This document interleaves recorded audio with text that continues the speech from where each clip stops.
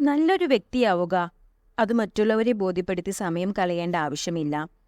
നിങ്ങൾ ഒരാളെ സ്നേഹിക്കുമ്പോൾ അയാൾക്ക് നൽകുവാനുള്ള ഏറ്റവും നല്ല വാഗ്ദാനം നിങ്ങളുടെ സാന്നിധ്യമാണ്.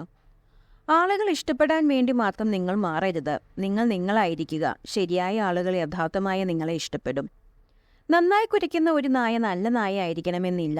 നന്നായി സംസാരിക്കുന്ന ഒരുവൻ നല്ല മനുഷ്യനായിരിക്കണമെന്നില്ല. മറ്റൊരാളെ അറിയാൻ കയ്യിൽ കനൽ സൂക്ഷിക്കുന്ന പോലെയാണ് മനസ്സിൽ ദേഷ്യം സൂക്ഷിക്കുന്നത്. സ്വയം പൊള്ളിക്കാനേ അത് ഉപകരിക്കൂ.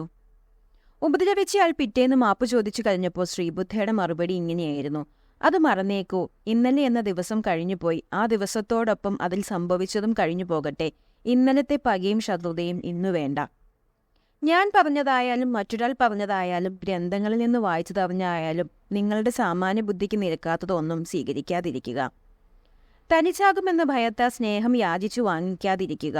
സ്നേഹിക്കാനും പരിഗണിക്കാനും നിങ്ങൾക്ക് നിങ്ങളോളം പോകുന്ന ഒരു കൂട്ട് അസാധ്യമാണ്. വെറുപ്പിനെ ഒരിക്കലും വെറുപ്പുകൊണ്ട് ഇല്ലാതാക്കാൻ കഴിയില്ല. എന്നാൽ സ്നേഹത്താൽ വെറുപ്പിനെ ഇല്ലാതാക്കാൻ കഴിയും. അത് മറന്നേക്കൂ. ഇന്നലെ എന്ന ദിവസം കഴിഞ്ഞുപോയി. ആ ദിവസത്തോടൊപ്പം അതിൽ സംഭവിച്ചതും കഴിഞ്ഞു പോകട്ടെ. ഇന്നലത്തെ പകയും ശത്രുതയും ഇന്നു വേണ്ട. ഇന്നു നമ്മൾ പുതിയ മനുഷ്യരാണ്. ഇന്നലത്തെ ഞാനല്ല ഇന്ന്. നിങ്ങളും മാറിയല്ലോ. അതുകൊണ്ടല്ലേ ഈ കണ്ണുനീർ.